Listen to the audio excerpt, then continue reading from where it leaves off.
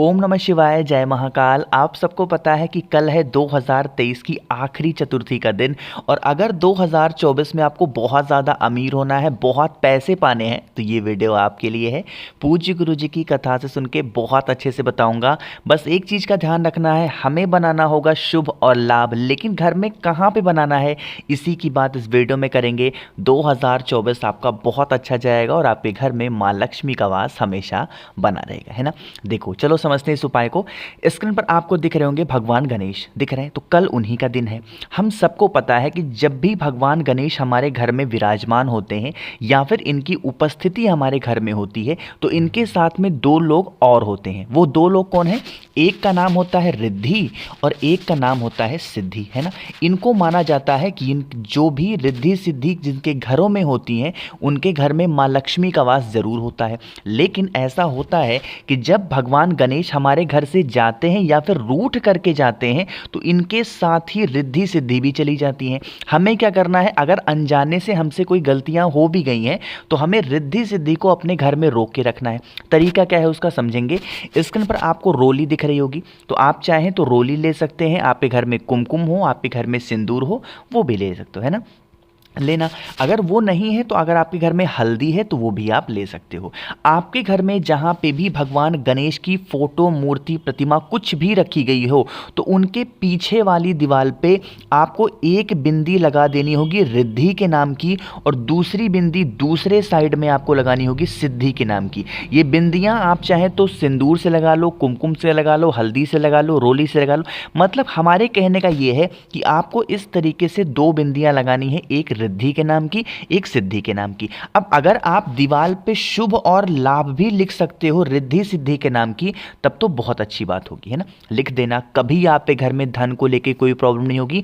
हमेशा भगवान गणेश का वास आपके घर में होगा। और अगर गणेश जी का वास आपके घर में है तो रिद्धि सिद्धि माँ लक्ष्मी आपके घर में तो हमेशा रहेंगी।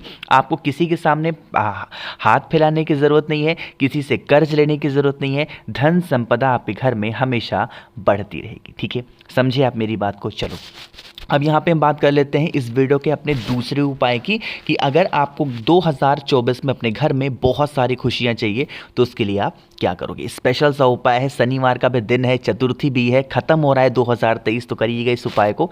यहाँ पे आपके सामने दिख रहा होगा दूध, है ना। इसी तरीके से आपको लेना है दूध, लेकिन वो दूध होना चाहिए गौ माता का, है ना। ले लिया दूध को, दूध के साथ दूध लेना और दूध को लेकर के पहुंच जाओगे कहाँ पे?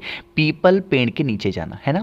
पीपल पेड़ के नीचे पहुंचना और उस दूध को पीपल पेड़ की जड़ में समर्पित कर देंगे पिपलेश्वर महादेव के नाम से। कौन से महादेव?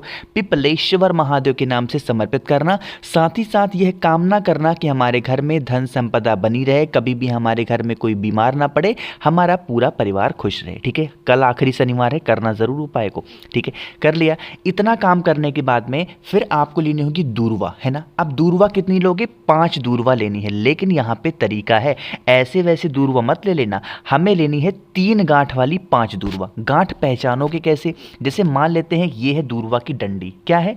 दूर्वा की डंडी है।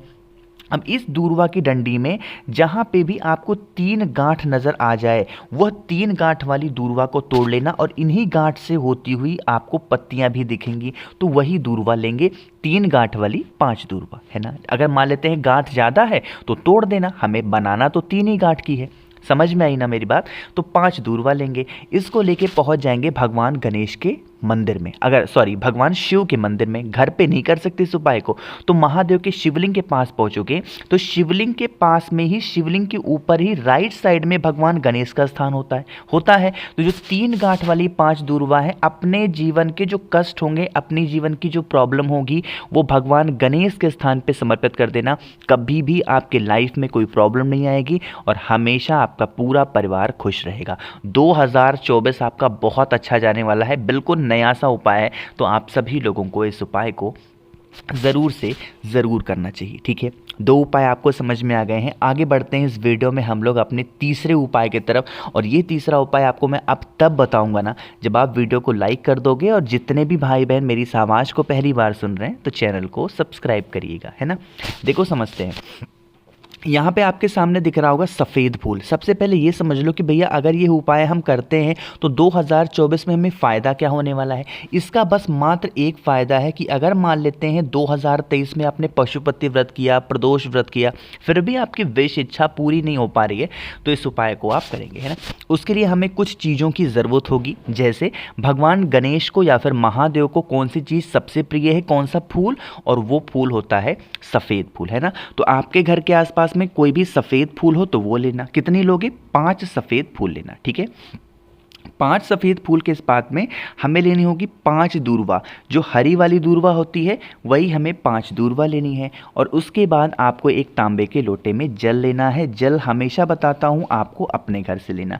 इन तीनों चीज़ों को लेंगे और पहुँच जाएंगे अपने घर से। एक चीज़ का ध्यान रखेंगे, सॉरी, आपको इस कलश के अंदर जो जल लेना है वो आपको अपने घर से नहीं लेना है। खाली लोटा लेकर के महादेव के शिवलिंग के पास पहुँचेंगे, ठीक है। शिवलिंग के पास ही, मंदिर के पास में ही आपको बाल्टी में जल मिल जाएगा। उसको ला करके शिवलिंग के पास में बाल्टी वाले जल को रखना और इसी के अंदर जो आपने अपने पास में तांबे का लोटा लिया है वो डाल देना है, ठीक है। अब आपके पास में कई चीज़ें हैं, तो आपको क्या करना है, एक दूर्वा पहले चढ़ाओ, फिर एक फूल चढ़ाओ, फिर एक दूर्वा, फिर एक फूल, फिर एक दूर्वा, फिर एक फूल। इसी तरीके से पहले दूर्वा चढ़ाओगे, फिर फूल चढ़ाओगे। ऐसे करते करते 5 दूर्वा 5 फूल सफ़ेद वाली ऑल्टरनेट आपको चढ़ाने होंगे, ठीक है। चढ़ा दिया, उसके बाद इसी बाल्टी में से 5 लोटा जल लगातार महादेव के शिवलिंग के ऊपर समर्पित करेंगे। अब जब 5 लोटा जल चढ़ाओगे तो यहाँ पे किसका स्मरण करना होगा आपको? जो भोलेनाथ की 5 बेटियां होती हैं, जिन्हों कलश के अंदर होती हैं, टप टप करके पानी शिवलिंग के ऊपर गिरता है। कौन कौन सी माता है? जया, विषहरा, सामलीबारी, देवतली और देव। फिर से बोल रहा हूँ, जया, विषहरा, सामलीबारी, देवतली और देव। इन 5 बेटियों का नाम लेके एक एक लोटा जल, 5 लोटा जल महादेव के शिवलिंग के ऊपर समर्पित कर देना। कभी भी 2024 में आपके घर में कोई प्रॉब्लम नहीं होगी, हमेशा पूरा परिवार आपका खुश होगा, ठीक है।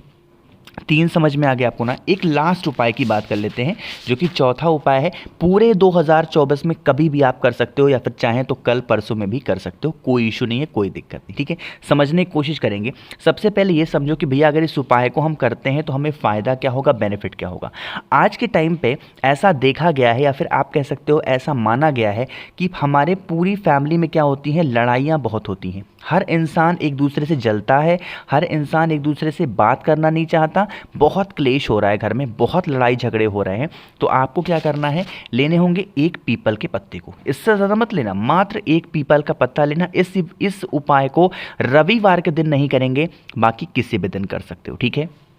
एक पीपल का पत्ता लोगे, साथ ही साथ हमें लेने होंगे 5 लड्डू, और वो 5 लड्डू आपके होने चाहिए बेसन के, है ना, बूंदी वाले नहीं, जो बेसन के लड्डू आते हैं ना, बेसन के लड्डू लेंगे 5। और उसके बाद पीपल के पत्ते को आपको रखना होगा भगवान गणेश के सामने, और उन्हीं 5 पीपल के पत्ते के ऊपर आपको जो लड्डू आपने 5 लिए हैं उनको रखेंगे, ठीक है।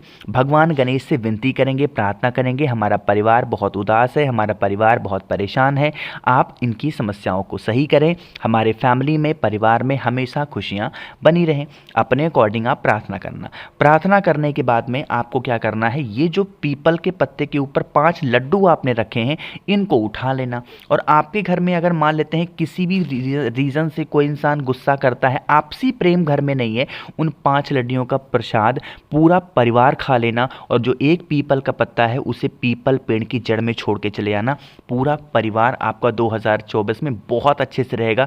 कभी भी घर में क्लेश वगैरह की ऐसी नौबत नहीं आएगी। अगर होगी भी ना, मान लेते थोड़ी बहुत खिटपिट हो ही जाती है घर में, तो वो बहुत कम टाइम के लिए रहेगी, जिससे आपको कोई भी दुविधा, कोई भी परेशानी नहीं होगी, ठीक है। कोशिश की है अच्छा समझाने की। तो अगर आपको मुझसे फ़ोन पे बातें करनी है तो आप हमें नीचे ज्वाइन बटन पे क्लिक करके जुड़ सकते हैं, या फिर अगर मैसेज से बातें करनी है तो इंस्टाग्राम या फिर फेसबुक पे भी फॉलो कर सकते हैं, जिसके लिए सर्च करिएगा द नेचुरल प्लैनेट 108। वहाँ पे हम लोग बहुत सारी बातें कर सकते हैं। बाकी जितने भी भाई बहन इस आवाज़ को पहली बार सुन रहे हैं, चैनल को सब्सक्राइब करिएगा, वीडियो को लाइक सभी को करना है। कुछ पूछना है तो आप यहाँ पर नीचे कॉमेंट सेक्शन में भी पूछ सकते हैं। ओम नमः शिवाय, जय महाकाल।